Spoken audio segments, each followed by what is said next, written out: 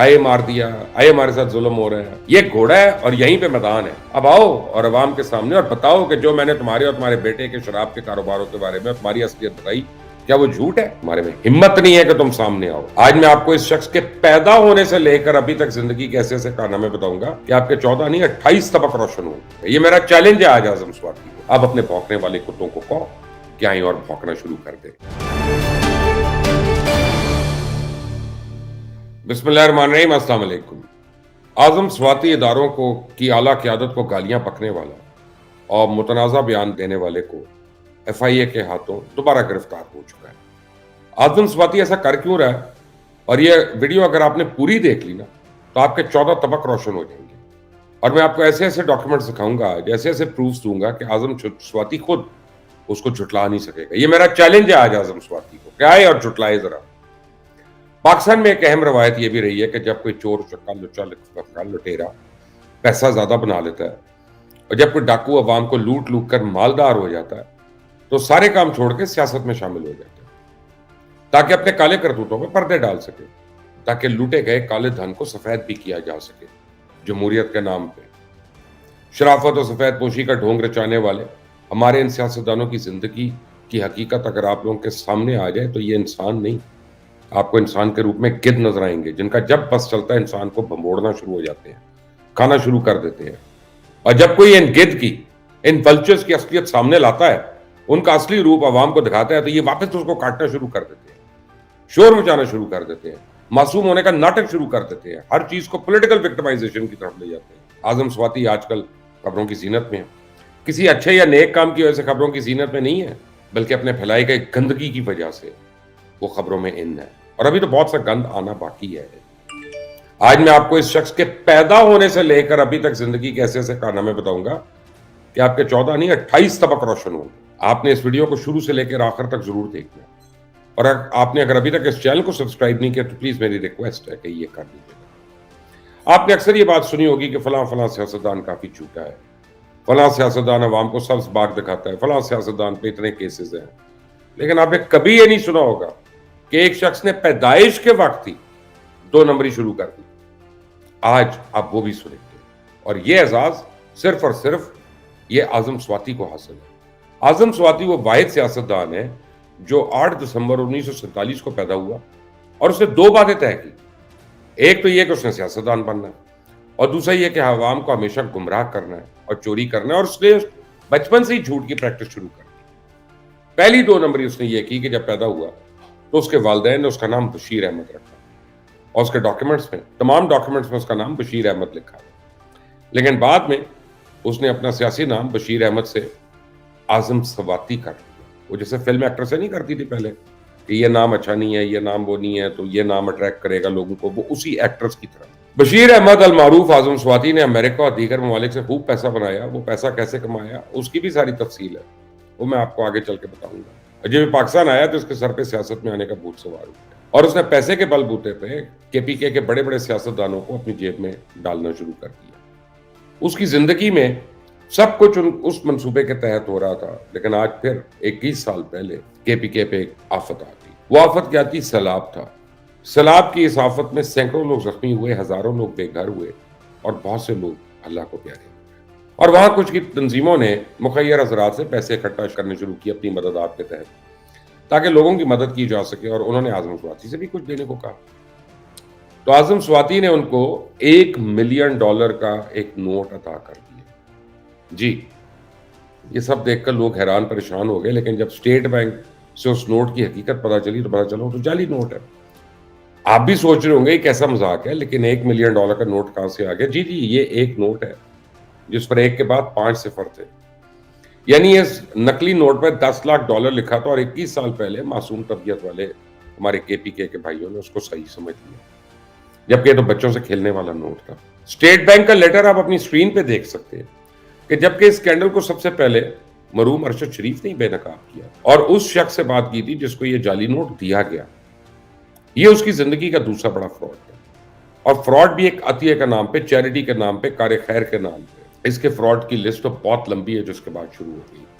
اعظم سواتی نے پاکستان، امریکہ اور متحدہ عرب امارات میں بڑی جائیدادیں بنائی. ان میں ایبٹ آباد میں 80 ملین کا ایک 8.5 ملین کے 2 گھر، اٹک میں 40 ملین کی زمین، اسلام آباد میں 37 ملین کے پلاٹ، امریکہ میں لی گئی جائیدادوں میں سواتی انٹرپرائزز میں تقریباً $4 ملین کے شیئرز، ٹیکسس میں $1 ملین سے زیادہ کی پراپرٹی، ڈیٹن میں $1,85,000 کی ایک اور پراپرٹی، یو اے ای میں تقریباً 15 ملین درہم کی رقم موجود۔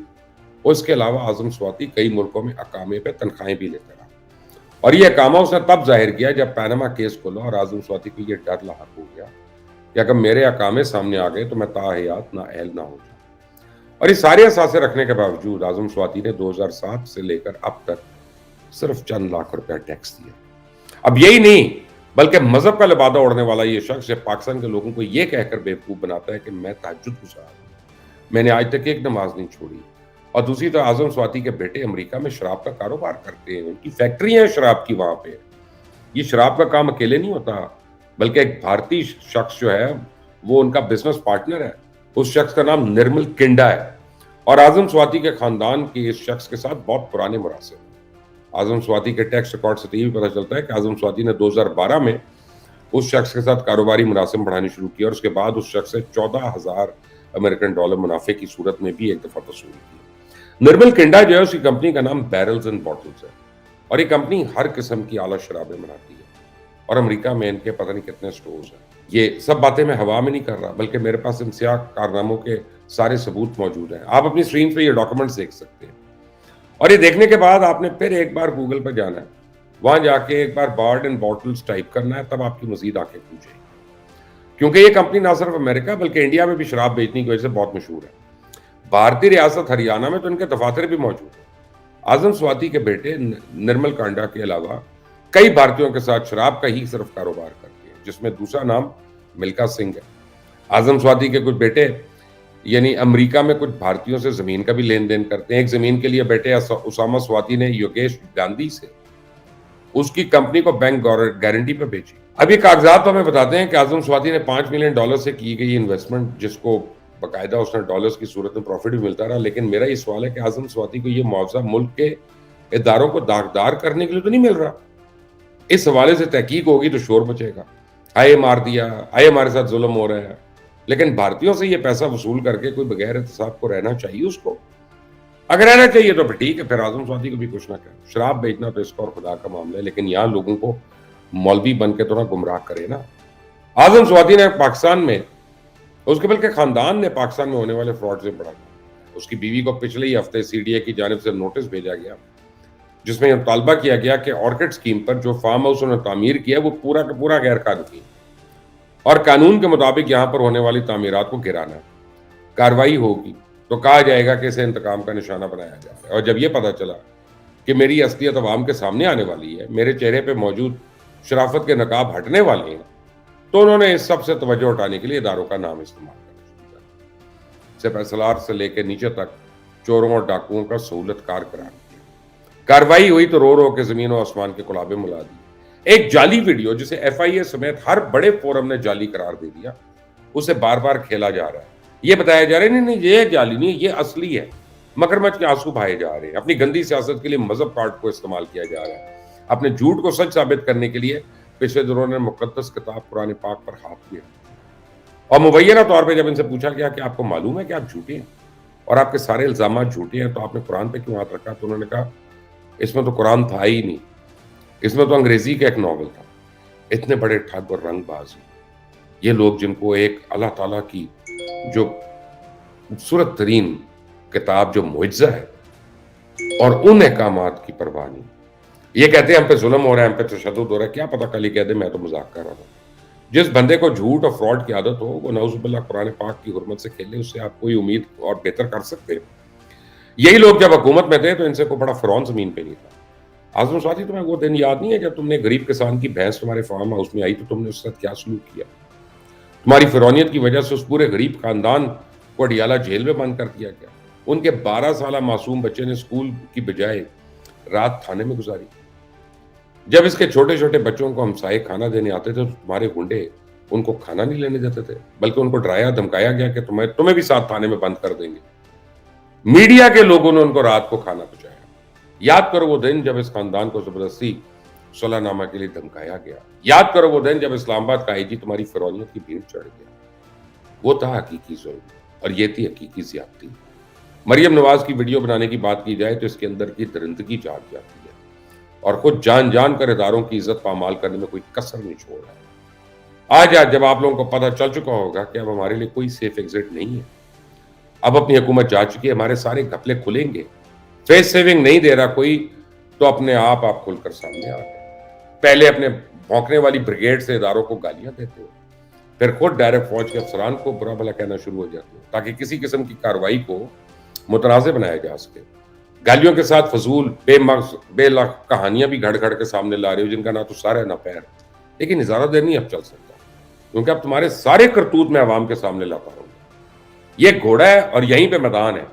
اب آؤ اور عوام کے سامنے اور بتاؤ کہ جو میں نے تمہارے اور تمہارے بیٹے کے شراب کے کاروباروں کے بارے میں تمہاری اصلیت بتائی, کیا وہ جھوٹ ہے؟